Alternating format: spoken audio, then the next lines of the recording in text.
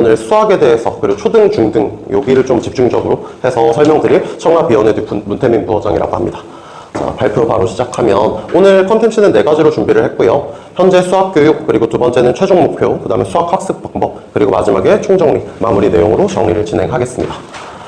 자, 첫 번째는 현재 수학교육에 대해서 말씀을 드릴 건데, 지금 현재 교육과정에서 가장 문제라고 생각되는 걸 조금 제가 정리를 해왔어요. 자, 첫 번째는 초등학생들한테 조금 중요한 내용인데, 기초연산력 부족, 그리고 평가 부족, 이렇게 나와 있는데, 요즘 초등학생들 보면 뭐 중학교 1학년까지도 마찬가지고 시험이라는 개념이 크게 없어요. 뭐 초등학교도 단원평가 같은 거 보기도 하고, 수행평가들도 보는데, 수행평가 같은 것들도 학생들이 모르는 상태에서 자기가 그냥 생각나는 것 좀 적으면 기본 점수는 주거든요. 그럼 아이들이 내가 그렇게까지 못하지 않는구나 라고 자각을 해버려요. 약간 우월감에 빠집니다. 자기도 모르게. 공부는 안 했는데. 이제 그런 것들에 대한 문제. 그리고 초중, 그 다음에 중학교 때까지가 조금 더 중요한데 내신을 그냥 암기해서 시험을 봐버려요. 수학 같은 경우에는 우리가 당연히 암기가 안 된다고 생각은 하지만 중학교 그리고 고등학교까지도 암기로 어느 정도는 커버가 되거든요. 그리고 중학교 때는 암기로 100점까지가 나와버리니까 아이들이 그거에 대한 문제점, 그리고 그걸로 인한 사고력 학습 부족, 이 3가지 대해서 말씀을 드릴게요. 자, 첫 번째는 아까 말씀드렸던 내용, 초등학생들의 연산력 부족, 그리고 명확한 평가 부족에 대해서 말씀을 드리도록 하겠습니다. 자, 첫 번째는 연상력 강화에 대해서 이걸 어떻게 해결을 해야 되느냐. 초등학교 때, 그리고 초등학교 입학하기 전에도 어머님들이 학습지도 엄청 많이 하시고, 초등학교 때도 학원이든 아니면 기본 기초연산 교재, 뭐 기탄이나 이런 교재들 사용해서 연산을 엄청 하거든요. 그럼 그 연산을 어디까지 해야 되느냐. 매일 하셔야 돼요, 매일. 그 언제까지? 뭐 초등학교 6학년쯤 되면 중학교 선행해야 되지 않나요? 맞는데 그때도 연산은 계속 하셔야 돼요. 기본은 수학은 무조건 연산이 돼야 돼요. 아이들이 뭐 암산이 잘 돼야 되냐 그런 개념이랑은 조금 달라요. 암산이 필요한 건 아닌데 내가 이 문제를 풀면서 계산해서 막히는 게 절대 없으려면 중학교 한 1학년 때까지도 연산은 놓으시면 안 돼요. 그래서 지금 이건 제가 사용하고 있는 연산대장을 보여드리는 건데, 각각의 유형에 대해서 뭐 초등학교 3학년 때부터 아이들이 분수 같은 게 등장을 하고, 초등학교 4학년 되면 분수 곱하기 나누기 이런 것도 배우면서 그때 처음 수포자들이 발생을 해요, 벌써. 그럼 그런 거를 해결할 방법은 없습니다. 반복밖에 없어요. 반복하시면서 내가 이거 계산이 좀 편해졌다라고 느낄 수 있게 해줘야 되거든요. 그러려면 이런 유형들을 지속적으로 매일매일 할 수 있는 기본적인 양을 정해서, 뭐 영어 같은 경우에 영어 단어 외우는 것처럼 수학도 기본 연산은 초등학교 때 매일 하셔야 됩니다. 그걸 기본으로 좀 볼 거고요. 그 다음에 두 번째는 최소 학습 시간이 확실히 잡혀있긴 해야 돼요. 아이들이 이제 초등학교 저학년도 그렇고, 제가 예를 들어 놓은 초등학교 1, 2학년, 3, 4학년, 그리고 5, 6학년, 제가 진행하고 있는 시간표를 보여드리는 건데, 초등학교 1, 2학년 같은 경우에도 저는 기본적으로 주 5시간 정도는 학원에서 학습을 해야 된다고 생각을 합니다. 그리고 초등학교 5, 6학년, 이제 이 정도로 넘어오면 주 7시간 정도는 수업으로 진행을 조금 해야 되지 않느냐. 학원에서 아이들이 앉아서 문제풀이를 해야 되지 않느냐. 그리고 제가 적어드린 이 시간은 정말 순수하게 학원에서의 학습 시간을 말하는 거예요. 아까 말씀드렸던 것처럼 기초연산이나 아니면 학원에서 나오는 과제를 집에서도 해야 되겠죠. 과제를 해야 되는데 그거는 학년이 올라갈수록 조금씩 늘려가야 하는데, 아이들이 기초연산 맨날 풀고 학원에서 나오는 기본 문제들 맨날 푸는 걸로 초등학교 때 소위 말하는 자기주도를 만들어 놔야 돼요. 초등학교 때 자기주도 안 잡힌 학생들 고등학교 때까지도 절대 안 잡힙니다. 저 같은 경우에도 고등학교 입시, 지금도 고등부 수업까지도 계속 다 진행을 하고 있지만, 고등학교 2학년, 3학년일 때도 자기주도 안 잡히는 애들이 끝까지 안 잡혀요.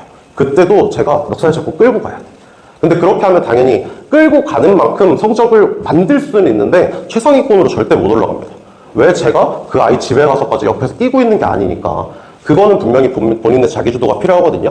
그런 시간을 만들기 위해서 초등학교 때도 이 정도 기본 학습 시간은 필요하다라고 생각을 하고요. 그 다음에 세 번째는 저희가 평가 부족, 아까 말씀드렸다시피 중학교 1학년 때까지 소위 말하는 시험, 중간고사, 기말고사가 없으니까 내가 현재 어디에 있느냐, 이런 걸 좀 보여주기 위해서 저 같은 경우에는 초등학교 그리고 중학교 1학년도 분기별로 자체평가를 조금 진행을 해요. 내가 만든 시험지 또는 전국 단위 시험지를 제가 구성을 해서 내가 전국에서, 요거는 예시 결과지를 보여드리는 건데, 내가 지금 전국에서 상위 35% 정도의 위치에 있다. 근데 요것도 약간 잘 본 편이죠, 어떻게 보면. 초등학교 학생들 그냥 처음에 오거나 레벨 테스트 보면 50% 넘기도 쉽지가 않아요. 그래서 그런 것들을 계속 보고, 본인 스스로도 보고, 학부모님들도 보시면서 현재 위치가 어디구나라는 걸 조금 확인을 해야 나중에 점점 욕심을 부릴 수가 있거든요. 그래서 보고 자체평가를 계속 진행을 한다. 이렇게 보시면 될 것 같습니다. 그 다음에 내신 암기 문제점입니다. 아까 말씀드린 것처럼 중등 때가 좀 많이 커요, 이 문제점이. 중학교 때 정말 내신을 암기만 합니다. 소위 말하는 아이들이 학원은 좀 많이 다녀요. 학원 다니면서 3주, 4주 내신 기간 동안 그 개념, 그 시험 범위에 있는 문제를 풀고 똑같이 풀고 푸는 방법 외우면 점수가 나오거든요. 근데 그걸 통해서 심화학습이 되느냐? 절대 불가능하죠. 그리고 그걸 통해서 나중에 고등학교 때 시험 대비 할 수 있느냐? 그게 너무 어려워요. 그래서 단표적 암기를 통한 시험 대비가 어떤 문제점을 가지고 그걸 어떻게 해결을 할 건지 보여드릴 건데, 자, 이거 같은 경우에는 제가 사용하고 있는 교재들을 6가지로 구분을 해서 저는 사용을 하고 있는데, 저는 여기서 6가지를 다 사용하진 않습니다. 시간적으로 고등선행, 예를 들어 중등부 기준으로 말씀드리면 고등선행도 진행을 해야 되고 이런 것들이 있어서 여기서 3개 정도 뽑아서 하는데, 학생들이 제가 개별 수업을 하기 때문에 기본적으로는 3, 4, 5단계 정도를 쓰고, 내가 중학교 이후로 특목자사고도 좀 욕심을 부려야 되는 학생들이다. 그러면 고난도까지도 가져가고 이렇게 하는데, 이렇게 하는 이유는 한 가지밖에 없어요. 솔직히 중학교 시험 보는 데는 레벨 3, 레벨 4 요거 2권 정도만 풀려도 90점, 100점 나옵니다. 중학교 시험은 너무 쓸데없이 쉬워요, 지금. 근데 제가 여기까지 끌고 가는 이유는 그 유형을 대해서 심화학습을 계속해야 돼요. 수학을 애들이 수포자라는 말이 생긴 것도 제일 큰 이유는 초등학교 거를 못하면 중학교 걸 못해요. 중학교 수학을 못하면 고등학교 수학을 할 수가 없습니다. 연결성을 너무 가지고 있기 때문에. 그럼 내가 지금 하고 있는 중학교 것도 개념 심화를 최대한 해놔야 나중에 고등학교 때 그걸 연결해서 가져갈 수 있으니까. 그래서 이런 거를 좀 하면서 학교 내신 시험보다 과하게 조금 학습을 해둬야 됩니다. 그게 조금 필요하고요. 그 다음에는 이건 중학교 학력평가 또는 고등학생들도 이해가 되는 건데, 모의고사랑 내신 시험은 시험이 아예 다른 시험이에요. 내신 시험은 아까 말씀드렸다시피 외우면 시험이 돼요. 외우면 해결이 다 됩니다. 근데 모의고사 또는 중학생들 보는 학력평가 같은 경우에는 문제를 읽고 이거 어떻게 푸는 거지? 라는 생각하는 시간이 필요해요. 그러면 그 생각하는 연습을 아이들이 한 번도 안 해봤다면 시험지 보고 안 풀리네? 그리고 안 풀어요. 왜? 내신 시험은 시간이 짧으니까. 예를 들어 중학교 같은 경우에는 45분 동안 시험을 보는데 시간이 짧으니까 아이들 이거 나 못 푸네? 버려. 하고 시험이 끝나요. 시간이 없으니까. 그러면 연습을 할 기회가 없거든요, 평소에. 근데 모의고사, 나중에 중학교, 고등학교 모의고사, 중학교 학력평가 같은 경우에는 시간이 굉장히 많습니다. 애들이 100점을 맞아도 시간이 남아요. 90점을 맞아도 시간이 무조건 남거든요. 그 시간은 뭐 하는 거냐? 사고하는 시간이에요. 문제를 읽고 이거 어떻게 푸는 거지? 생각을 하는 시간. 그럼 그거를 우리가 평소에 연습하려면 어떻게 해야 돼? 이런 기출문제들을 풀고 그걸로 통한 개념 심화, 사고력을 위한 연습을 조금 해두셔야 돼요. 그럼 이걸 할 수 있는 시간이 초등학교, 중학교 때인 거예요. 초등학교 때도, 초등학교 자녀 있으신 분들도 대부분 요즘에 이제 들어보시는 것처럼 사고력 수학 얘기가 되게 많아요. 그럼 그 사고력 수학이 뭐 하는 거냐? 결과만 따지면 그냥 생각하고 있는 거예요. 이 문제 읽고 어떻게 푸는 거지? 고민하는 시간을 가지는 거거든요. 그거를 조금 더 아이들이 시간 여유 있을 때 미리미리 해놔야 된다. 이게 중요하고요. 그 다음에 연결되는 사고력 학습 부족입니다. 기본 유형 아이들이 그냥 외워버리고요. 서술형 최상위 난이도 아이들이 해보지를 못해요. 그걸 언제 해야 돼? 초등학교, 중학교 때 하셔야 돼요. 시간이 있으니까. 그럼 그거에 대해서 좀 말씀을 드리면, 첫 번째는 아이들이, 저는 서술형이 가장 중요하게 말씀드리는데, 서술형, 고난도, 창의 자체 교재인데, 창의력 교재나 고난도 교재는 말 그대로 난이도가 높아집니다. 근데 그것보다 먼저 우선돼야 되는 건 서술형이에요. 저는 아이들 처음에 입학 테스트 오거나 아니면 처음에 상담을 오면 그 전에 사용했던 교재 또는 입학 테스트 시험지를 천천히 보면서 뭘 보냐면, 애들이 맞았는지 틀렸는지는 전 중요하게 안 봐요. 처음에 볼 때. 애들이 식을 어떻게 썼는지만 봅니다. 대부분 아이들이 자기가 수학에 조금 관심이 있거나 아니면 좀 자신 있는 애들은 수학 식을 일자로 이렇게 써서 내려가요. 아니면 가끔 아직 이제 건방진, 나 암산 좀 잘해. 이런 남자애들이 이제 이렇게 쓰고 답 체크하고 이런 건 있는데, 그거는 쉬우니까 자기들이 아직은 그럴 수 있지만 어느 정도 식을 작성할 수 있는 학생들은 일자로 써가는 게 초등학교 때부터 되는데, 지금 당장 제가 고등학교 수업을 어제 해봐도 식 안 쓰는 녀석들은 그때도 안 씁니다. 계속 강조를 해도. 이거는 어렸을 때부터 버릇을 잡아주셔야 돼요. 그거를 해결하려면 서술형 60. 딱 답 체크, 객관식 답 체크 말고 서술형으로 식을 다 작성하고 그 줄이 맞았나? 이걸 연습을 좀 미리 해놔야 돼요. 그래서 제가 사용하고 있는 이제 교재들의 예시 보여드리는 거고요. 그 다음에 마찬가지죠. 추가 학습 시간이 조금 필요합니다. 아까 보여드렸던 것 같은 경우는 기본 시간이고, 청라비원에서도 아이들 이제 녹지원 수학도 진행을 할 건데, 녹지원 수학 같은 경우에는 제가 기본적으로 잡아놓은 시간이 10시간 반이에요. 일주일에. 중등 기준으로 보여드리는 거고, 그러면 중학교가 기본적으로 제가 설정해놓은 게 중 2, 3, 여기 중 1도 내용이 있지만 7시간이 기본이거든요. 근데 거기서 아까 보여드렸던 서술형도 조금 진행을 하고 고난도 문제를 진행을 하려면 일주일에 적어도 3시간 반은 추가가 돼야 된다. 그러면 아이들이 3일인데 3일 동안 하루에 3시간 정도는 이상은 수업을 한다는 거거든요. 그 3시간의 학습 시간 동안 계속 수업을 하고 계속 문제 암기를 하는 게 아니고 30분, 40분 정도는 문제 읽고 생각해봐. 이걸 연습을 좀 해야 돼요. 내신 시험은요, 어머님, 나중에 보면 문제를 읽고 5초 안에 손이 안 움직이면 못 푸는 거예요. 내신 시험은 그게 끝입니다. 문제 읽고 5초, 10초 안에 손이 안 움직여? 그 문제 틀린 거예요. 고등학교 때도 마찬가지. 5초, 10초 안에 손이 안 움직여? 그럼 등급 하나 내려가는 거예요. 근데 고등학교 때 이제 올라가서 또는 모의고사 문제 봤을 때 난이도 높은 문제들은 아까 말씀드렸다시피 쳐다보고 생각하셔도 되고 해야 되거든요. 5분 정도 이렇게 생각해도 5분 정도, 10분 정도 생각하고 풀어내도 1등급이 나와요. 그런 시간이 있는데 아이들이 연습을 할 일이 없으니까. 그걸 언제 해야 돼? 초등학교, 중학교 때. 시간이 있을 때. 고등학교 올라가면 아이들이 너무 바쁩니다. 그때 절대 그 습관을 바꿀 수가 없어요. 그러면 우리는 중학교 2학년 때까지는 그 습관을 무조건 만들어줘야 돼요. 중3 가도 애들 급하잖아요. 영어도 선행해야 된다. 고등도, 수학도 선행해야 된다. 선행에 되게 목말라 있기 때문에 중3 때는 그런 거 생각할 여유가 없습니다. 중2 때까지는 아이들이 그런 시간을 충분히 좀 투자를 해줘야 된다. 이렇게 말씀드리고요. 자, 두 번째 파트는 최종 목표에 대해서 말씀드릴 건데 이 내용 같은 경우에는 뭐 긴 교육과정인데 아이들이 끝까지 해야 된다. 이런 내용 한번 써봤고 바로 넘어가서 고등학교 입시 그리고 초중등 커리큘럼, 녹지형 커리큘럼 제가 진행하고 있는 그리고 제가 필수적으로 진행해야 되겠다라고 보는 내용 설명드릴 거예요. 자, 고등진학 같은 경우는 수학에 대해서 말씀을 드리는 거니까 뭐가 제일 중요하냐? 중등 수학 기초가 가장 중요해요. 기본적으로 모든 학원들 그리고 학부모님들이 가장 걱정하시는 게 그거예요. 고등 선행 안 하고 넘어가면 죽어도 답이 없다는데 정말 솔직하게 명확하게 말씀드리면 선행 같은 거 하나도 안 해도 중학교 수학 완벽하게 하고 넘어가면 성적 무조건 잘 받을 수 있어요. 근데 왜 선행에 목말라? 중등 기초 완성한다는 거가 되게 모호해서 그래요. 중학교 1, 2, 3학년에서 가장 중요한 건 어머님들한테 학부모님들한테 항상 말씀드리지만 방정식 함수예요. 여러분 다 들어보셨을 거예요. 중학교 때 1차 방정식, 2차 방정식 배우고 고등학교 때 1차 함수, 2차 함수 배워요. 중학교 때. 그럼 이거가 저는 중3 내용 다라고 생각을 하거든요. 그것만 완벽하게 하고 넘어가면 고등학교 1학년 시험 보는데 준비하는데 전혀 문제가 없어요. 근데 아이들이 그거를 크게 못합니다.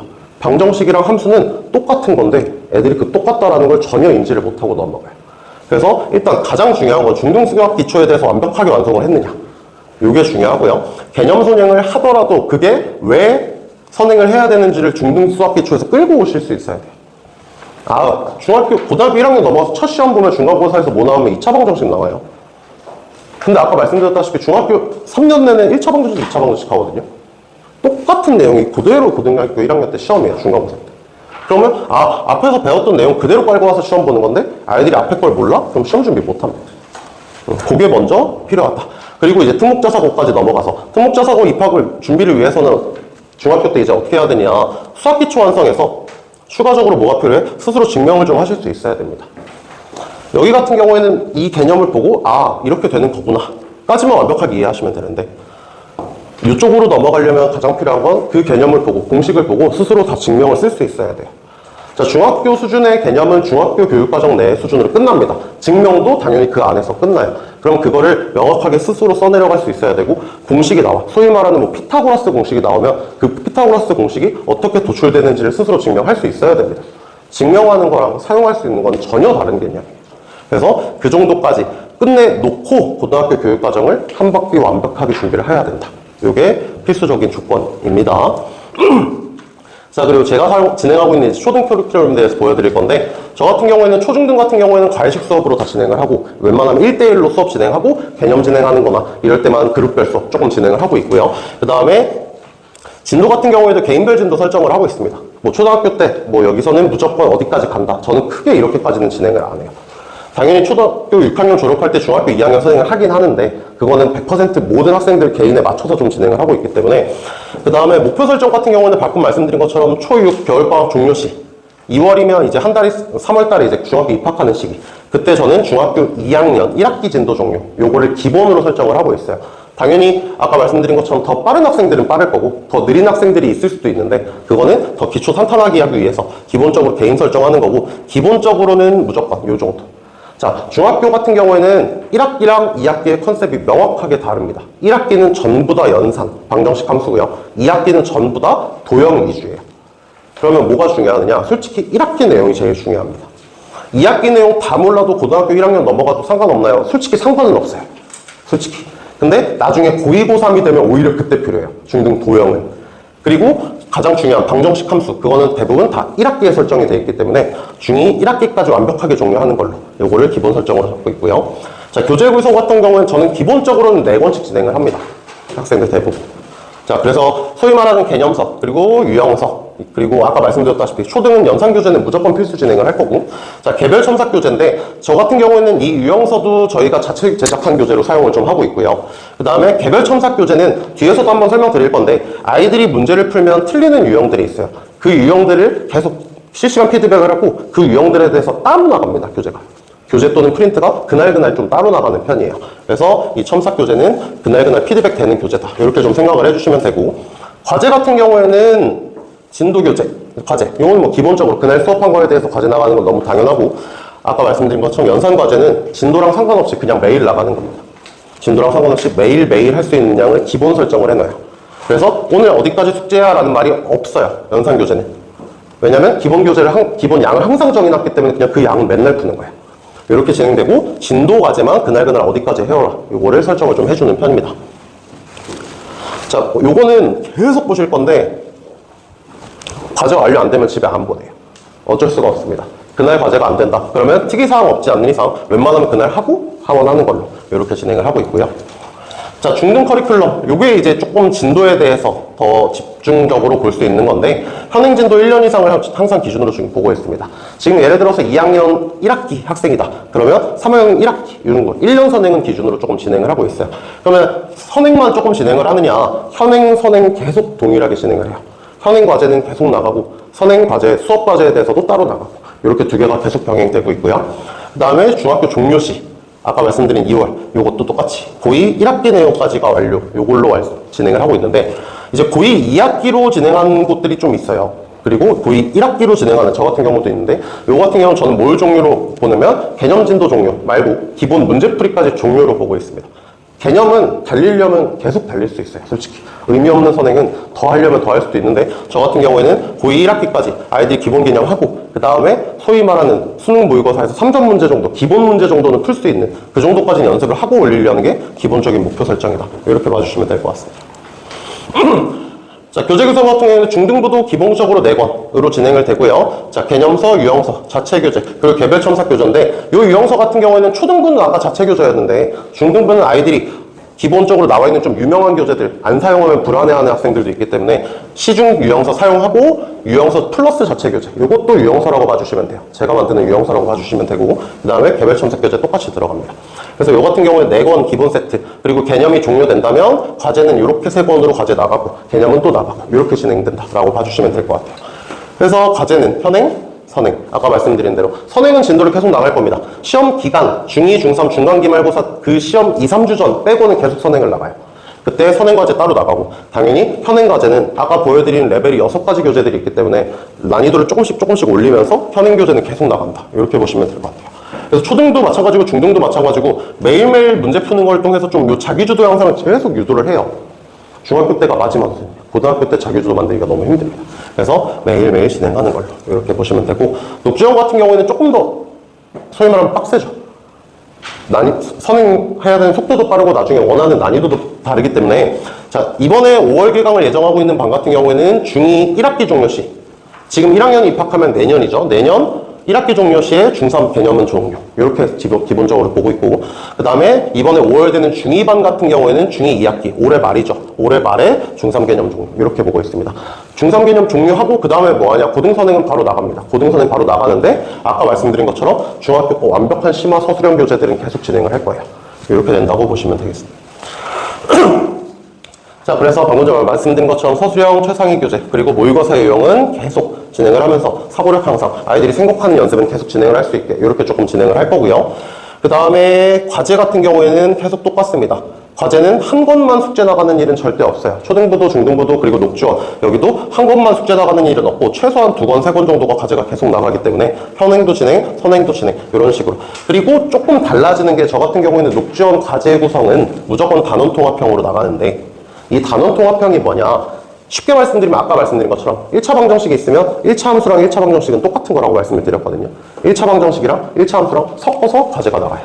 그러면 얘네가 이거랑 똑같구나 라는 걸 느낄 수 있게 계속 유도를 해주는 거예요. 그런 식으로 제가 교재를 따로 구성을 해놔서 이건 단어통합형 구제로 나간다. 이렇게 보시면 되겠습니다. 자, 최종 진도 같은 경우에는 중3 겨울방학 종료 시, 중3이 끝나고 이제 3월에 고등학교 입학할 때 이 아이들은 고등학교 2학년 2학기까지 완료인데 여기서 어디까지 완료야? 심화 문제 모의고사 기출까지 완벽한 완료입니다. 자, 그러면 여기까지 들어가면 어떤 느낌이냐? 고등학교 2학년 모의고사를 풀었을 때도 적어도 3등급은 나오는 수준이라고 보시면 돼요. 자, 내신 시험이랑 모의고사는 분명히 다릅니다. 그렇지만 모의고사 기출까지 푼다. 이걸 연습을 해놓으면 요즘에 청라 요지역, 특히나 요지역의 컨셉이 뭐냐면 기본적으로 20문제 정도의 고등학교 시험이 나오면 17문제에서 15문제 정도는 정말 개념 내신 시험 문제처럼 나오고 3문제에서 5문제 정도는 모의고사 기출에 있는 문제를 그대로 가져온 다음에 숫자만 바꿔서 내거든요.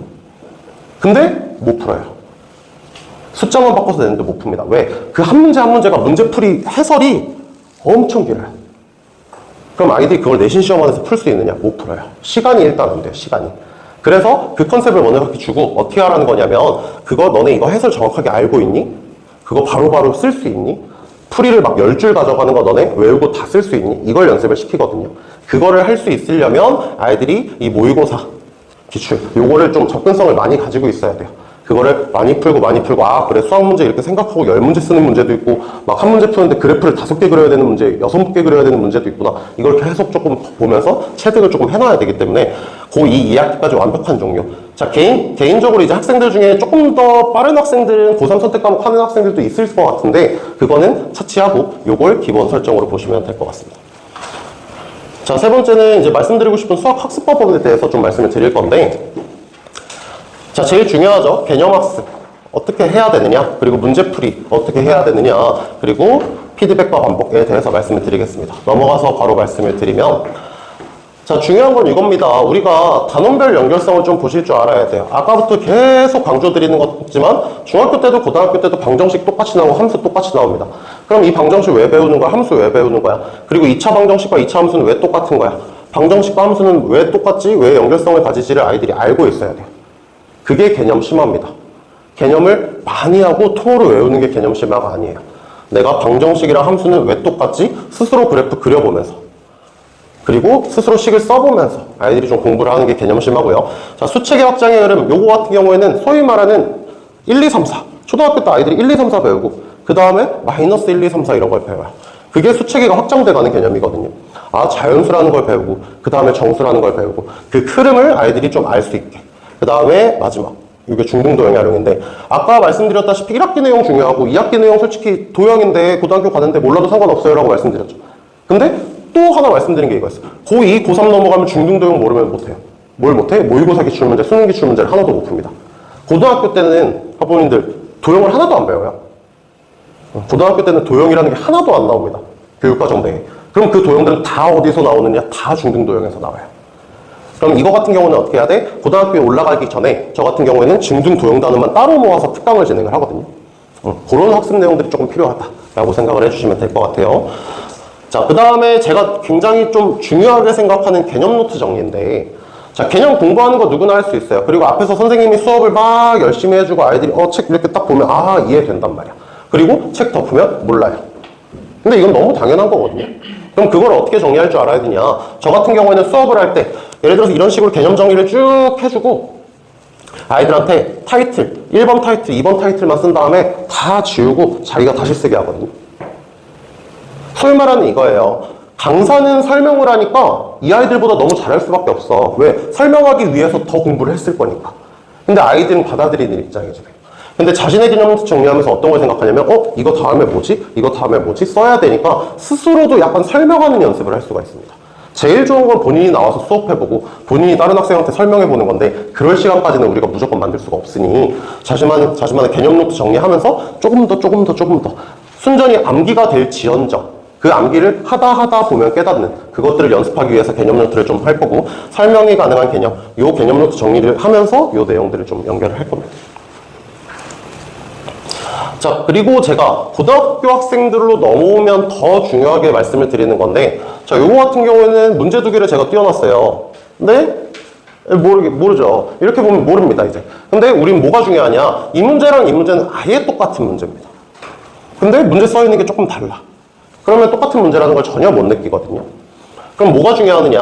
동일 유형을 읽을 수가 있어야 돼요. 내가 문제를 읽고 수학 같은 경우에는 초중고가 마찬가지예요.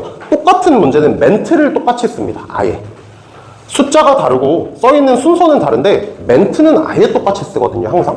그럼 그 멘트를 읽을 수가 있어야 돼, 아이들이. 아, 이 말이 나오면 이건 이 개념 쓰라는 거구나 라는 게 항상 똑같아요. 그러면 그걸 읽는 방법, 그거를 읽을 수 있는 방법은 강사가 계속적으로 찝어줘야 돼요. 저 같은 경우에는 수업을 할 때 그 멘트에 대해서 항상 말을 똑같이 해주거든요. 무조건.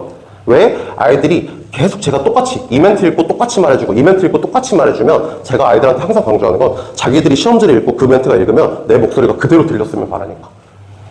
그게 기본적인 습관이에요. 아이들도 아, 이 멘트 읽으면 이렇게 들어야 되는구나. 요걸 기본적으로 보면 되고 그걸 통해서 문제 해석이 필요해요. 모의고사 같은 경우에도 수능 같은 경우에도 나중에 고3 끝자락인 수능 같은 경우에도 아까 말씀드렸다시피 멘트는 아예 똑같이 나옵니다. 달라지지 않아요. 그러면 그 멘트가 쌓여서 소위 말하는 킬러 문제, 준킬러 문제들도 이 멘트 있고 이 멘트 있고 이 멘트 있으니까 아, 이런 거 쓰라는 거겠구나. 그리고 나서 생각하는 연습이죠. 자, 그런 걸 기본적으로 좀 가져야 되지 않느냐. 자, 그리고 이거 같은 경우는 제가 사용하고 있는 시스템에 대해서 한번 말씀을 드릴 건데 제가 아까 개별 첨삭 교재 사용한다라고 말씀을 드렸어요. 그거 같은 경우에는 지금 보시면 이제 색칠이 다 달라요. 여기 설명들이 나와 있는데 아이들이 제가 주는 개별 첨삭 교재를 풀고 나서 채점을 할 거거든요. 그 채점을 본인 핸드폰으로 할 수도 있고 아니면 강사가 직접 해줄 수도 있는데 채점을 하고 나면 이런 식으로 아이들이 잘 풀었으면 초록색 쪽, 못 풀었으면 빨간색 쪽 계속 틀려. 똑같은 유형을. 이런 식으로 실시간 피드백이 돼요. 그럼 전 그걸 통해서 어떻게 해주냐? 아, 노란색이나 빨간색은 아직 아이들이 약점이니까 저는 여기들만 선택을 해서 개별 교재를 바로 줄 수가 있어요. 그런 식으로 하면서 반복을 하는 거죠. 학습에서 반복은 너무 필수적이니까 그런 약점 빨리 찾고 이런 시스템을 제가 최대한 활용해서 약점 빨리 찾고 그날 개인 피드백을 좀 주는 편입니다. 그렇게 개인 피드백을 계속 줘야 본인도 자기 약점을 알고 그 약점을 통해서 나중에 말씀드린 오답노트 같은 것도 좀 작성을 할 수가 있어서 그런 걸 진행을 하고 있고요. 자, 방금 전에 말씀드린 오답노트입니다. 근데 이제 오답노트는 얘기를 엄청 많이 들어보셨을 거예요. 그리고 틀리면 그냥 오답노트 쓰는 거예요. 그렇게 하시면 안 돼요. 오답노트 같은 경우에는 최소한 똑같은 동일 유형을 3회차 이상 풀어본 다음에도 틀리는 걸 오답노트 쓰는 거예요. 근데 아이들이 이제 중학교 때 그리고 나중에 고등학교를 가도 애들이 그냥 틀리면 오답노트 써요. 만족합니다. 나 오답노트 썼어. 그렇게 해봐야 의미가 없잖아요. 그러면 내가 뭐다? 내 약점 계속 파악하고 이거 풀어도 또 틀리네? 그러면 이거가 내 명확한 약점이겠구나 라는 명확한 피드백을 듣고 그거에 대한 오답노트를 써야 돼요. 그래서 오답노트도 그거를 그대로 베껴 적어봐야 의미가 없어요. 저 같은 경우는 오답노트를 쓰고 나서 그 문제에서 그 멘트에서 원하는 개념이 뭔지 그것까지 명확하게 찾으라고 하는 편이라서 그런 거 위주로 오답노트 작성하고 있고요. 자, 요거는 방금 전에 말씀드린 방향성 가지고 명확한 학습을 해야 된다. 이런 내용 한번 정리해봤고요. 자, 마지막 마무리입니다. 자, 요건 예시로 한번 넣어봤어요. 지금 아이들이 어떤 학생은 뭐 반 정도 완성되어 있을 수도 있고 어떤 학생은 80% 정도 완성되어 있을 수 있습니다. 본인 학년에 대해서. 지금은 다 개각이 달라요. 그럼 어떻게 해야 되느냐? 조금 빨리 시작해야 돼요. 그럼 그 빨리 시작이냐? 당연히 아까 영어도 마찬가지, 제가 말씀드리는 수학도 마찬가지, 저학년 때부터 시작해주고 연산을 빨리 만들어주는 게 좋죠. 아이들이 초등학교 때는 더 필요한 게 연산을 못하면 수학하기 싫어해요. 문제가 안 풀리니까. 내가 애초에 계산도 안 되는데 수학을 할 수가 있느냐. 그래서 그걸 조금 더 빨리 그래서 완성하기 위해서 필수 학습 시간을 어렸을 때부터 기본적으로 잡아서 점차 빨리 늘려주셔야 돼요. 그 다음에 두 번째, 과제. 이 과제에 대해서도 계속 진행을 하고 저 같은 경우는 과제 미행 그리고 무한보관 이런 거를 매일매일 진행을 하면서 아, 과제는 맨날 해야 되는구나, 수학 공부는 맨날 해야 되는구나 라는 걸 아이들한테 좀 각인을 시켜줄 필요가 있지 않느냐. 그리고 이런 걸 위해서 뭐가 필요하다? 제가 조금 필요하다. 요거는 제 이름 그냥 한번 강조드리려고 넣어놓은 내용이고요. 그래서 이런 내용들이 아이들이 조금이라도 빠른 시기에 저 같은 경우에는 초등학교 3, 4학년 전에는 시작을 해야 된다고 생각을 해요. 저도 고등학교 수업을 매년 진행을 하고 있지만 자기주도 안 되는 학생들 그리고 중학교 때부터 식 쓰는 게 연습이 안 되는 학생들을 너무 많이 보다 보니 초등학교 3, 4학년 때부터의 필수적인 연습이 조금 필요하다. 그래서 오늘 드린 내용 중에 반대. 이렇게 하는 건 의미가 없다. 이렇게는 무조건 해주셔야 된다. 내용 한 번씩 정리해 놓은 내용이고요. 그 다음에 오늘 드렸던 4가지 목표에 대해서 이 타이틀을 보고 아이들이 조금 생각을 해주셨으면 좋겠고 어머님들도 좀 생각을 해주셨으면 좋겠어요. 아, 아이들이 어떻게 학습을 해야 되는구나. 각 학년별로 어느 정도는 생각을 하고 어느 정도 공부는 해야 되는구나. 이런 게 좀 필수적으로 들어가야 되는 내용입니다.